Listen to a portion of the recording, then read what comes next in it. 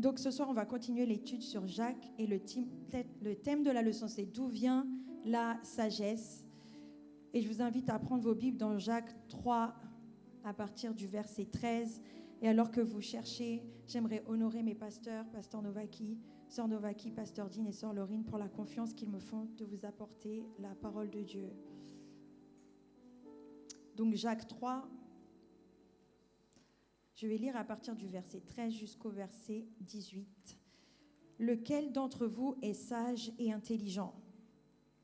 Qu'il montre ses œuvres par une bonne conduite avec la douceur de la sagesse. Mais si vous avez dans votre cœur un zèle amer et un esprit de dispute, ne vous glorifiez pas et ne mentez pas contre la vérité. Cette sagesse n'est point celle qui vient d'en haut, mais elle est terrestre, elle est charnelle, diabolique. Car là où il y a un zèle amer et un esprit de dispute, il y a du désordre et toutes sortes de mauvaises actions. La sagesse d'en haut est premièrement pure, ensuite pacifique, modérée, conciliante, pleine de miséricorde et de bons fruits, exempte de duplicité, d'hypocrisie. Le fruit de la justice est semé dans la paix par ceux qui recherchent la paix. Prions ensemble pour ces moments. Seigneur, merci pour ta parole, merci pour ta sagesse. Merci pour la révélation de ta parole que nous avons ce soir par le Saint-Esprit et ce soir par l'autorité de ta parole, Seigneur Jésus. En ton nom puissant, je relâche l'esprit de révélation, la faim et la soif de Dieu dans les cœurs, Seigneur Jésus. Seigneur, tu as une œuvre à faire, tu as une volonté et je m'y soumets, Seigneur. Il faut que tu croisses et que je diminue, Seigneur. Je te laisse prendre toute la place, que ta volonté triomphe, que les cœurs soient réceptifs et qu'il y ait la liberté dans l'esprit, Seigneur. Non seulement pour délivrer ta parole, mais pour la recevoir. Nous venons contre tout obstacle, tout esprit d'opposition, Seigneur Jésus. Et que tu règnes au milieu de nous. Merci, Seigneur Jésus.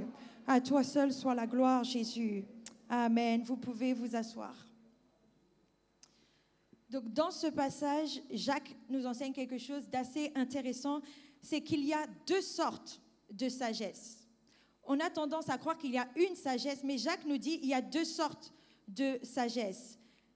Il fait la distinction entre une bonne sagesse qui vient d'en haut et entre une mauvaise sagesse qui vient d'ici-bas.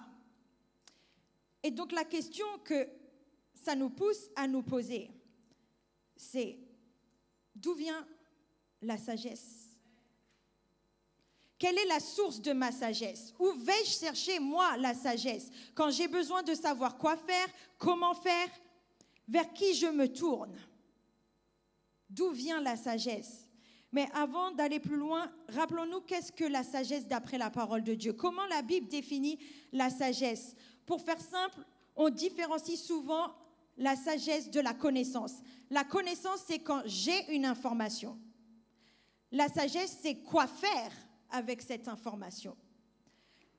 La sagesse, c'est la capacité d'assembler des informations que j'ai pour que ça ait du sens et que ça me donne une marche à suivre concrète. Donc la sagesse, c'est savoir quoi faire, savoir comment faire. Donc, s'il y a une bonne sagesse et une mauvaise sagesse, il y a une bonne façon de faire et une mauvaise façon de faire. Il y a une bonne façon de faire en accord avec la volonté de Dieu et une mauvaise façon de faire en désaccord avec la volonté de Dieu. Et on doit réaliser ce soir à quel point c'est crucial pour nous que l'on s'arrête pour s'interroger. Quelle est la source de notre sagesse ? Qui dirige ma vie quand j'ai une question, quand j'ai besoin de direction ou d'instruction? Vers qui je me tourne? À qui je pose mes questions? De qui je reçois les instructions? Et même quand je crois savoir quoi faire, qui confirme dans ma vie? Et on va voir à quel point il est vital qu'on sache recevoir la sagesse de la part de notre Dieu afin de ne pas vivre selon la sagesse d'ici-bas. Parce que vous savez, la connaissance sans la sagesse, c'est inutile. Mais la connaissance avec la sagesse d'ici-bas, c'est dangereux. Parce que la sagesse d'ici-bas, elle n'accomplit pas la volonté de Dieu. Par exemple, Dieu peut me révéler que c'est sa volonté pour moi d'aller quelque part. j'ai la connaissance, j'ai l'information. Mais si je ne consulte pas l'Éternel pour savoir comment j'y vais, quelles sont les étapes, quels sont les moyens, à quel moment je n'accomplirai pas la volonté de Dieu. Et pour que le règne de Dieu vienne sur la terre, sa volonté doit être exécutée parfaitement, pas partiellement, parfaitement. C'est pour ça que Jacques commence à déclarer au verset 13, on a lu « Lequel d'entre vous est sage et intelligent ?» C'est la sagesse et la connaissance.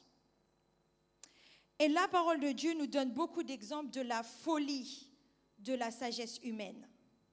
Quand vous regardez l'histoire de la construction de la tour de Babel dans Genèse 11, versets 1 à 9, d'un point de vue humain, on pourrait se dire qu'il n'y a rien de mal après le déluge à vouloir s'unir les uns les autres pour construire une ville et une tour très haute afin de ne pas être dispersés les uns des autres. C'est même plutôt assez sage comme décision. Ces hommes voulaient assurer leur protection, ils voulaient se structurer en un gouvernement. Donc encore une fois, c'est assez sage. Mais quand vous lisez cette courte histoire, quelques versets seulement, vous remarquez qu'il y a quelque chose de fondamental qui manque dans ce projet. C'est Dieu. On va lire Genèse 11, 3 à 5. Écoutez bien, ils se dirent l'un à l'autre. Ils se parlent entre eux. Allons, faisons des briques et cuisons-les au feu. Et la brique leur servit de pierre et le bitume leur servit de ciment.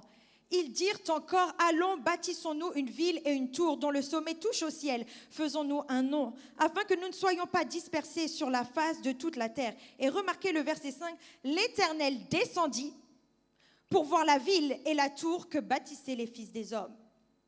Ces hommes avaient une certaine sagesse. Cette sagesse leur a permis de mettre en œuvre leur projet, mais à aucun moment ils n'ont consulté l'Éternel. Et l'absence de Dieu dans ce projet, elle est flagrante. Dieu a carrément dû descendre pour voir la construction. Dieu n'était pas au milieu d'eux. Ils n'avaient pas de relation avec lui.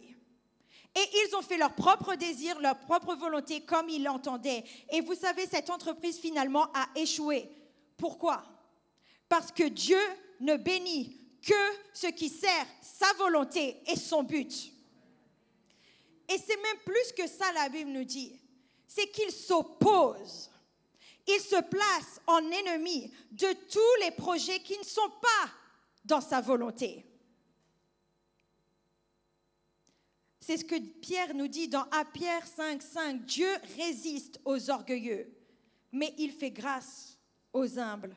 Dans la parole de Dieu, l'orgueilleux, c'est celui qui pense moi, ma volonté, mes projets, ma façon de faire. Et Dieu résiste à cela. Et résister, quand vous regardez ce que ça signifie littéralement en grec, ça signifie se placer en ordre de bataille contre quelqu'un ou quelque chose. C'est envoyer une armée pour dérouter quelqu'un ou quelque chose. Et Dieu résiste aux orgueilleux. Pourquoi ? Parce qu'il est le seul Dieu. Parce qu'il est le seul Seigneur, il est le seul roi. Il ne peut pas approuver d'autres volontés que la sienne et il ne le fera jamais. Il faut qu'on accepte que Dieu est souverain.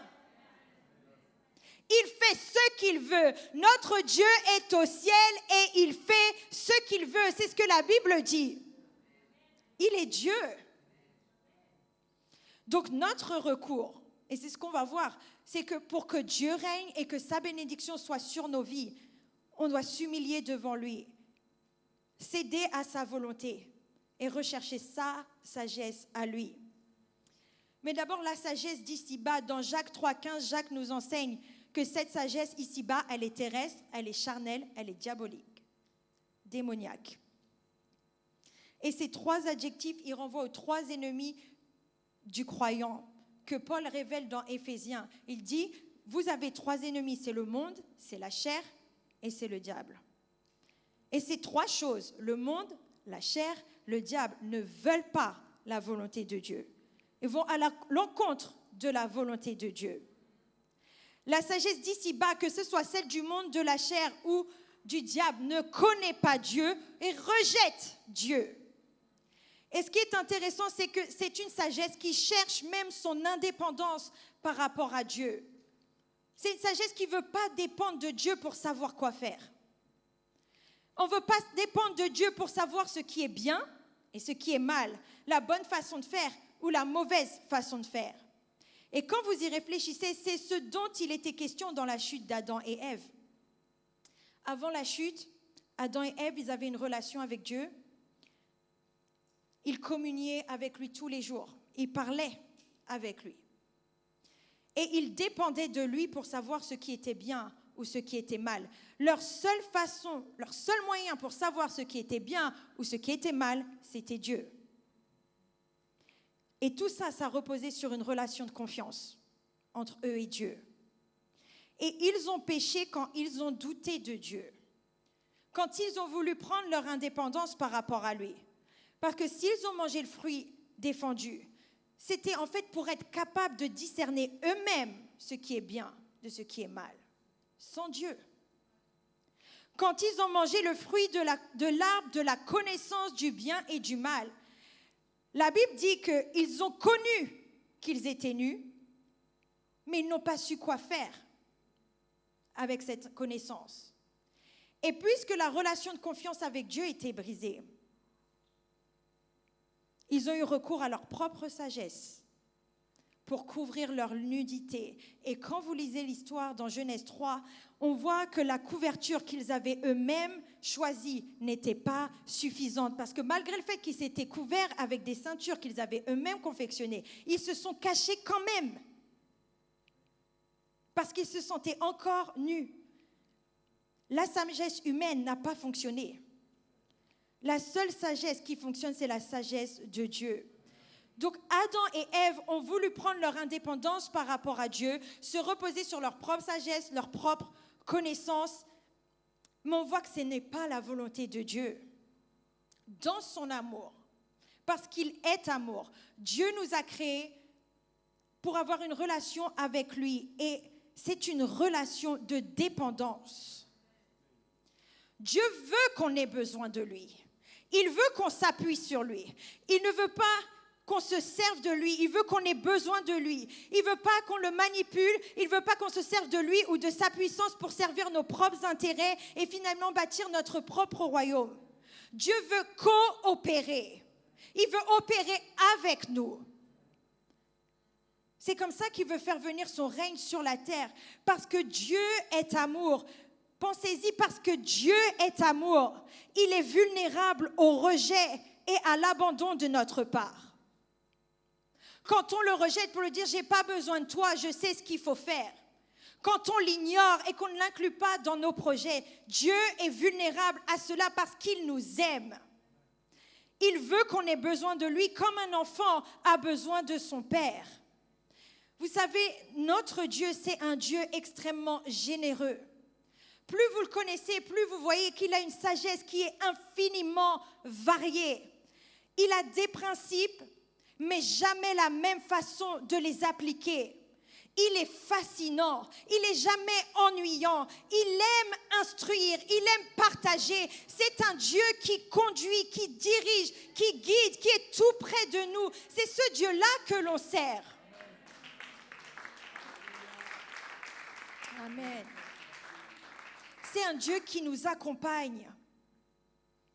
Et Jacques nous explique que, en revanche, la sagesse d'ici-bas est terrestre, charnelle, diabolique, et elle est caractérisée par deux choses. C'est un zèle amer et par un esprit de dispute. Un zèle amer, c'est littéralement de l'envie, de la jalousie ou de la colère. L'esprit de dispute, c'est de la rivalité. C'est de l'ambition égoïste, c'est servir ses propres intérêts, moi d'abord. Ces choses caractérisent la sagesse d'en bas. Et Jacques nous dit que ça, cette sagesse, cette façon de faire, vous savez ce qu'elle produit? Du désordre. Du désordre, c'est-à-dire de l'instabilité. Elle apporte la confusion, elle ne procure pas la paix. Et elle produit toutes sortes de mauvaises actions. Donc, s'il y a du désordre dans votre vie, si vous êtes confus, si vous vous sentez perdu, si vous vous sentez instable, ce n'est pas la volonté de Dieu pour vous. Ce n'est pas la volonté de Dieu pour vous. Dieu veut vous apporter la stabilité. Il veut vous apporter sa paix. Le règne de Dieu est un règne de paix. Dieu règne par la paix. C'est comme ça qu'il gouverne nos cœurs et nos pensées. Il règne par la paix, pas par la peur. Ce n'est pas lui ça. Mais il règne par la paix. Et on ne peut pas faire ce qui est juste aux yeux de Dieu avec la sagesse d'ici-bas. C'est impossible. C'est impossible de plaire à Dieu quand mes motivations sont l'envie, la jalousie, la colère ou la rivalité. Peu importe ce que je fais, si mes motivations c'est ça, Dieu ne le reçoit pas.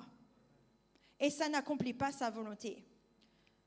Donc on doit reconnaître, chacun d'entre nous, on doit reconnaître que la sagesse d'ici-bas, même si parfois ça a l'air logique, de bon sens, elle n'est pas bonne. Et il faut y renoncer. Proverbe 3, verset 5 dit « Confie-toi en l'Éternel de tout ton cœur et ne t'appuie pas sur ta sagesse. » Proverbe 1, verset 20 « La sagesse crie dans les rues. Elle élève sa voix dans les places.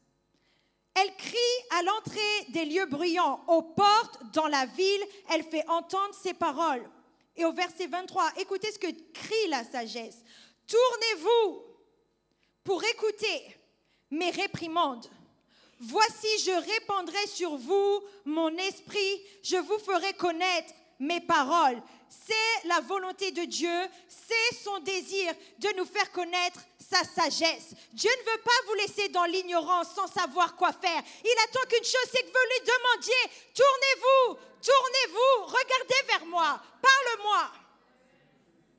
Mais on doit volontairement se tourner vers lui. Il ne nous forcera pas. Il ne va pas imposer sa façon de faire. Ce n'est pas comme ça qu'il est, Dieu. Il est doux, il est gentil, il est aimant. Et remarquez que la sagesse de Dieu, c'est spirituel. La Bible nous enseigne que c'est quelque chose que nous donne l'Esprit de Dieu.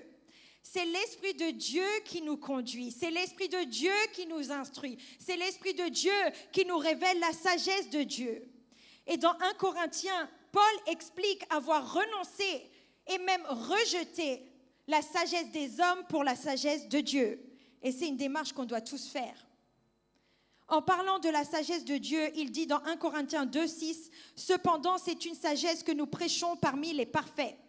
Sagesse qui n'est pas de ce siècle, ni des chefs de ce siècle qui vont être anéantis. Nous prêchons la sagesse de Dieu, mystérieuse et cachée que Dieu, avant les siècles, avait destinée pour notre gloire. Sagesse qu'aucun des chefs de ce siècle n'a connue, car s'il l'avait connue, il n'aurait pas crucifié le Seigneur de gloire. Mais, comme il est écrit, regardez ce que c'est la sagesse de Dieu. Ce sont des choses que l'œil n'a point vues, que l'oreille n'a point entendues, et qui ne sont point montées au cœur de l'homme, que des choses que Dieu a préparées pour ceux qui l'aiment. Et vous savez quoi, verset 10, Dieu nous les a révélées par l'Esprit. Car l'Esprit sonde tout, même les profondeurs de Dieu. Est-ce que vous n'êtes pas reconnaissant d'avoir l'Esprit de Dieu en vous? Il n'y a aucune réponse qui vous est inaccessible. Et quand vous lisez ces versets, vous ne voyez pas le désir de Dieu de vous révéler des choses merveilleuses? Et son plan, c'est de le faire dans le contexte d'une relation avec lui. Parce que pour recevoir la sagesse d'en haut, et c'est un des points principaux ce soir, pour recevoir la sagesse d'en haut, ce n'est pas une question d'être intelligent ou pas.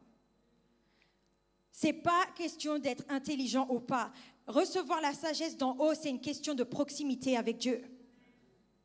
C'est une question d'être proche de lui, de passer du temps avec lui, de le chercher, d'essayer de connaître sa voix, de voir comment il fait, comment il agit, de chercher sa main, sa face. C'est lui poser des questions et attendre ses réponses. Si c'était une question d'intelligence, Dieu ferait du favoritisme, mais il n'en fait pas. Jacques 1, verset 5 dit « Si quelqu'un d'entre vous manque de sagesse, qu'il la demande à Dieu, qui donne à tous, Il donne à tous, simplement et sans reproche, et elle lui sera donnée. C'est aussi simple que ça. Il suffit de demander. Il suffit de communiquer. Il suffit de lui parler. La sagesse d'en haut se reçoit dans la proximité avec Dieu. Quand je communie avec l'Esprit de Dieu qui est en moi, la sagesse d'en haut ne se trouve et ne s'obtient qu'en lui. Ce n'est pas répéter des choses que j'entends dire. La sagesse d'en haut, elle vient de lui seul. C'est un don de Dieu. C'est quelque chose que Dieu donne par révélation, quelque chose qu'il communique et il le fait avec plaisir. Il suffit de lui poser des questions. Et quelquefois, on est intimidé. On ne pense même pas à le faire. Mais il faut le faire. Il faut qu'on apprenne à lui dire, Seigneur, j'ai cette situation. Qu'est-ce que je dois faire? Ne levez pas la main, mais combien d'entre nous, on a posé la question à Dieu? Est-ce que tu veux que je me fasse vacciner ou pas? C'est des questions qu'on doit lui poser à lui. 1 Corinthiens 6, 17 dit, mais celui qui s'attache au Seigneur est avec lui un seul esprit. C'est au sujet de s'attacher à lui. C'est son esprit en nous qui nous révèle sa sagesse, sa façon de faire et de voir les choses. Et la Bible nous enseigne que Jésus-Christ est notre sagesse. 1 Corinthiens 1, 30 dit qu'il s'est fait pour nous sagesse, justice, sanctification et rédemption. Colossiens 2, 3 dit qu'en Jésus-Christ sont cachés tous les trésors de la sagesse et de la science. En le cherchant, lui, on trouve sa sagesse. En le cherchant, lui, on trouve la réponse. Il ne nous laissera jamais dans la confusion. Il ne nous laissera jamais dans l'ignorance, dans le vague, dans le flou. Parfois, il va nous dire d'attendre juste pour voir à quel point on dépend de lui ou si on va y aller quand même sans lui. Mais il nous répondra toujours. Dans la Bible, il nous est enseigné que la sagesse dont on a besoin vient de notre relation avec le Père. Et quand vous lisez les Proverbes, qui est le livre de la sagesse par excellence, vous remarquez rapidement quelque chose, c'est qu'il y a certains mots, certaines instructions qui reviennent souvent. Et ça nous indique que Salomon n'était pas sage parce qu'il était intelligent, mais parce qu'il avait été proche de son père. Et il enseigne de faire la même chose. Est-ce que vous avez remarqué le nombre de fois où c'est écrit dans Proverbes, « Mon fils, écoute. Mon fils, sois attentif. Mon fils, n'oublie pas mes enseignements. Mon fils, ne te détourne pas. » Et en fait, Salomon établissait un modèle pour nous, les croyants du Nouveau Testament. Pour recevoir la sagesse d'en haut, je dois être proche de mon Père céleste. Je dois pouvoir connaître et entendre sa voix. Je dois connaître sa parole, savoir quelles sont ses instructions, ce qu'il me dit, et les garder et les suivre et ne pas m'en détourner. La sagesse d'en haut ne s'obtient pas, et j'insiste, par des raisonnements humains, par de la réflexion. Vous pouvez parler à autant de personnes que vous voulez. La sagesse d'en haut, elle opère en nous par révélation. Dans ma relation avec Dieu, dans ma proximité avec lui. En tant que père, il m'instruit. Il m'explique des choses. Il me transmet sa sagesse. Mais ça implique que ma façon de prier, ce n'est pas simplement une liste de choses à faire que je lui donne. C'est une relation. Je lui parle et il me parle. Je lui pose des questions et j'attends ses réponses. Je regarde sa parole. Je le laisse me guider. C'est comme ça que s'obtient la sagesse. Jérémie 33, verset 2. Ainsi parle l'Éternel qui fait ces choses. L'Éternel qui les conçoit et les exécute. Lui dont le nom est l'Éternel. Invoque-moi et je te répondrai. Je t'annoncerai de grandes choses, des choses cachées que tu ne connais pas. Il est un Dieu de proximité. Il est un Dieu qui veut partager. Il est un Dieu qui veut révéler ses secrets. Est-ce que vous ne voulez pas connaître les secrets de Dieu? Amen. Jérémie est en prison quand Dieu lui dit ça. Jérémie est en prison et Dieu lui dit, invoque-moi. Parle-moi, demande-moi, je te répondrai, je vais te révéler des choses. C'est c'est toujours et avant tout un appel à une relation. Avant d'être un appel à un ministère, c'est un appel à une relation. Et on voit ce principe dans toute la parole de Dieu. C'était la volonté de Dieu que Josué conduise le peuple d'Israël pour conquérir la terre promise. C'était la volonté de Dieu. Il n'y avait pas de doute dessus. Mais à chaque fois que Josué manquait de consulter l'Éternel sur la façon de prendre, de vaincre tel ou tel ennemi, il amenait la défaite sur Israël. À chaque fois. Proverbe 8, verset 1 nous dit « La sagesse ne crie-t-elle pas ? L'intelligence n'élève-t-elle pas sa voix ? C'est au sommet des hauteurs près de la route.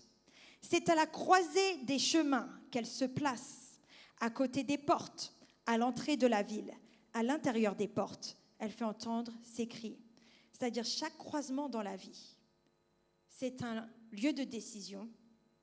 Ce sont des moments où je dois particulièrement chercher la sagesse de Dieu. Même si le prochain pas me semble logique, est-ce que c'est celui que je dois prendre ? On doit avoir ce réflexe. Dans les temps que nous allons vivre, on doit être sûr. On doit être sûr qu'on va là où Dieu veut qu'on aille. On doit consulter notre paix. Est-ce que j'ai la paix si j'y vais ? Ou est-ce que si j'y vais, c'est la peur qui me conduit ? Dieu règne par la paix. Dieu a dit à Josué comment conquérir la terre promise, que ce livre de la loi ne s'éloigne point de ta bouche. Médite-le jour et nuit pour agir fidèlement selon tout ce qui est écrit. Car c'est alors que tu auras du succès dans tes entreprises, c'est alors que tu réussiras. Quand je lis la parole de Dieu, quand je mets sa parole dans mon cœur, quand je mange sa parole, je médite sa parole, chaque moment que j'ai, je pense à sa parole. Au moment voulu, quand j'en aurai besoin, Dieu, par son Saint-Esprit qui vit en moi, va m'alerter. Il va me rappeler un passage, il va me rappeler un mot, une phrase, une écriture qui sera la réponse dont j'ai besoin. Il le fait toujours. Il le fait toujours. Mais on doit apprendre à demander à Dieu, à lui parler.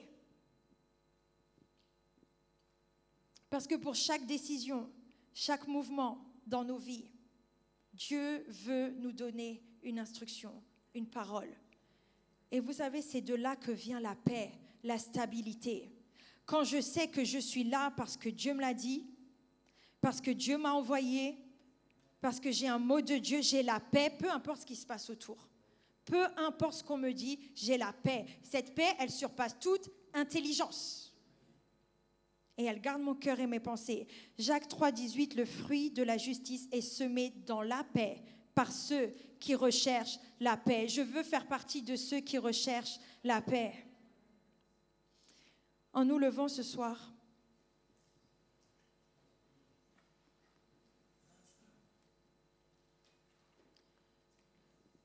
vous savez, Dieu veut être notre guide. Et c'est vraiment ce que j'ai ressenti alors que je préparais l'étude biblique. Je disais, Seigneur, qu'est-ce que tu veux dire à l'Église ? Il veut être pour nous un guide. Il veut être proche. Parce que peut-être qu'il va nous conduire dans la vallée de l'ombre, de la mort. Vous avez déjà posé la question, mais qui a emmené le psalmiste dans cette vallée ?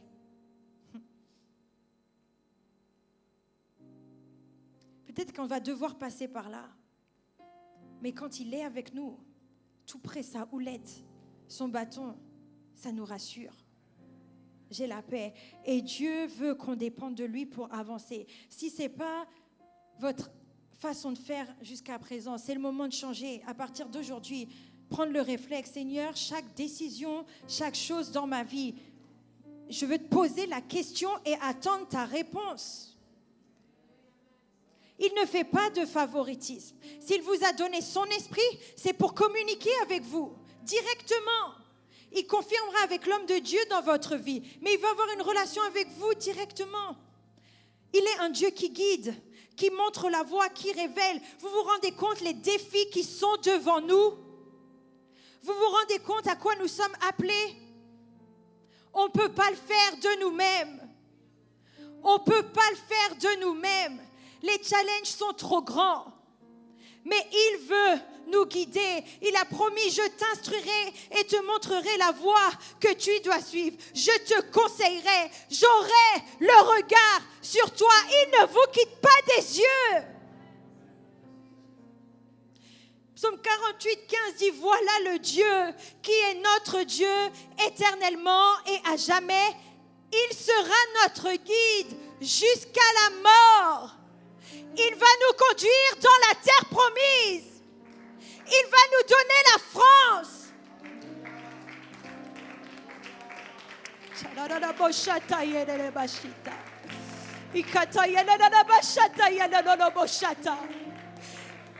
Ce soir, que ce soit notre prière individuellement et en tant qu'Église, Seigneur, marche devant nous.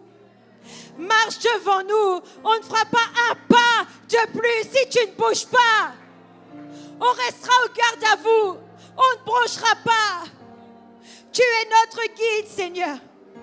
Et pardonne-nous si nous avons parfois détourné les yeux de toi. Si nous avons consulté quelqu'un d'autre que toi.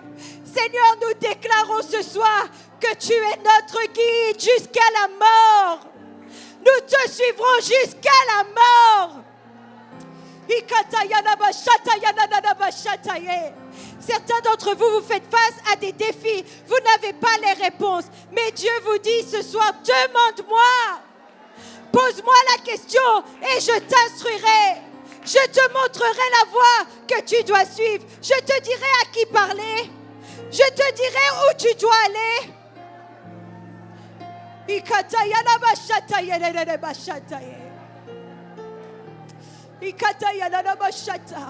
Je relâche l'esprit d'humilité sur notre Église au nom de Jésus-Christ. Tu es notre guide. Tu es notre guide. Jésus-Christ est notre guide. Et nous ne suivrons personne d'autre. Nous nous consacrons à toi. Seigneur, nous consacrons. Nous nous engageons à apprendre à connaître ta voix. C'est mon engagement envers toi. Je te dédie ma vie. Au nom de Jésus.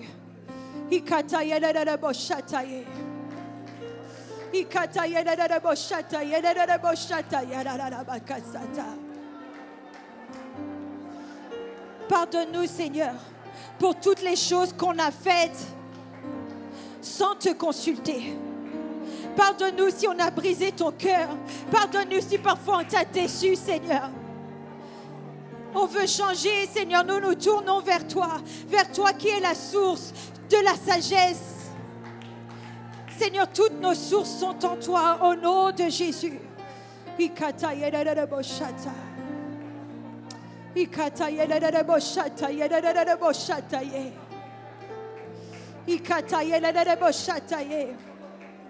Dieu vous veut donner la sagesse pour restaurer votre mariage. Dieu veut vous donner la sagesse pour restaurer vos familles. Dieu veut vous donner la sagesse pour le suivre entièrement.